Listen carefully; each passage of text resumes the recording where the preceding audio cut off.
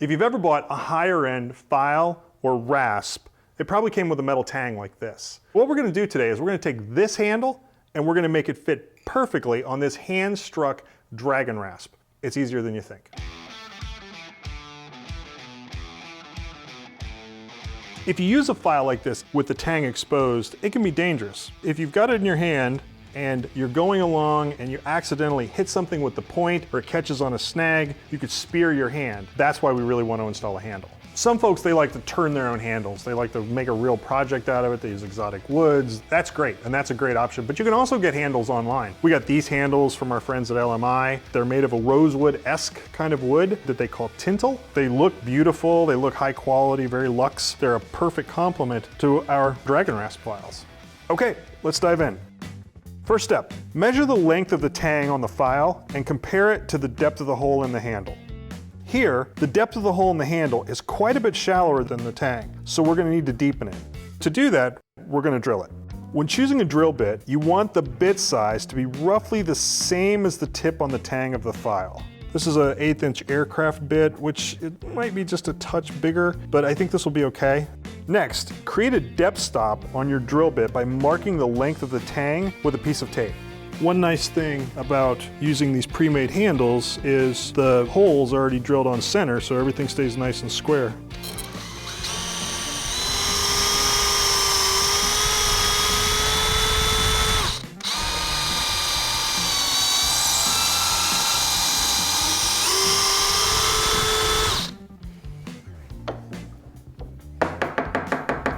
Looks like coffee grounds. Okay, so when we're all done, we want about 1/4 to 1/3 of the tang to be into the handle, which this looks perfect.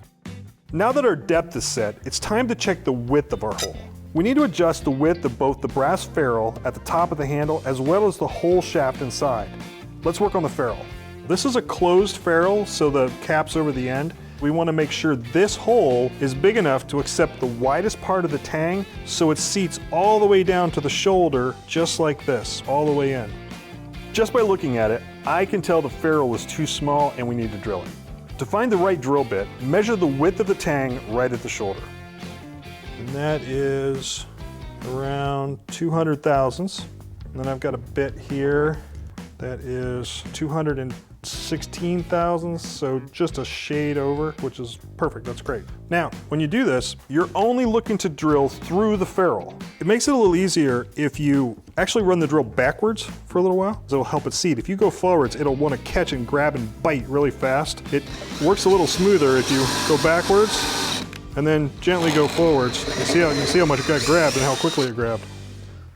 Now, it's still not going to go all the way in because we need to widen the hole we drilled inside the wood shaft too. The problem is that the tang on the file is tapered, so no single drill bit is going to do the trick. You either end up with a hole that's too big or too small. So at this point, some people will just try to pound the living daylights out of this thing to make it go on. And with a soft wood, you might get away with that, but that's not a great answer because 9 times out of 10, it causes the handle to split. Also, these tangs are very small and they'll bend. Now, you don't want that because you don't want the file to be crooked and you obviously don't want to bend up your expensive new file. And the third thing that can go wrong if you just try to pound it on there is it'll go on part way and then it won't seat all the way up to the shoulder. See, here's an example of that. For a lot of people, this works and you can go buy files that are seated in their handles like this. But I don't like this as much. I like it when they're really choked up on the tool because I think you get more precision and more control when you're really on top of the work surface to actually get the kind of cuts that you want. So that's really not a great solution. Instead, we're going to heat the tang first until it gets red hot, because when this is red hot and it goes into that handle, it burns the wood fibers away only where it touches the steel, allowing me to push the handle down by hand. Sometimes I can do that, particularly with the thinner tangs, or by tapping it with a mallet until it seats absolutely perfect on the shaft. And when everything cools off, it'll be on there rock solid. It's just not gonna come off. I mean, you could probably knock it off if you chose to, but through normal use, it's on there forever. Okay, let's get ready to heat the tang. First, secure your file in a vise until it's just snug enough that it's not gonna move. We don't wanna put the grip of death on this. I mean, these teeth are, I don't want to say they're fragile, but they're definitely delicate, so we don't want to just go smushing them. The type of torch and fuel source you'll use will depend on the size and the width of the tang. MAP gas will get to be 3,700 degrees Fahrenheit, propane gets to be about 3,600 degrees Fahrenheit, and butane will only get to 2,600 degrees Fahrenheit. Any one of those sources will get a tang this size hot enough. But when you get to a larger tang, maybe something like this, I find that the MAP gas works best. Butane won't get this one hot enough. In fact, that's what happened here. I heated this with butane and it cooled down faster than I could get the handle on it. So that was where that one went wrong. So one of the things you want to make sure of when you do this is you don't want to heat the part of the file where the teeth are. This part of the file's been hardened, so you don't want to overheat it and temper the file. That'll essentially ruin it. The tang is still soft, that's soft steel. And so we want to heat just the tang. So you might think that, that the rest of this is going to get very hot, and it actually doesn't. I mean, by the time this is done, when I put the handle on, I'll be able to pick this up by the file itself and pull it out of here. So we don't really have to worry about that, but what we want to do is we want to keep the fire off of the hardened part down here in the center. And there's about 1/2 inch, 3/4 of an inch of space where there's no teeth that we've got to work with here. So there's really no worry about hitting that, but just one thing to take note of. Okay, so let's get the fire. You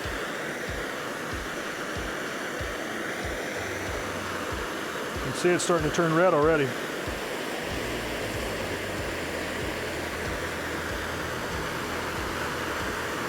Okay, let's make it happen.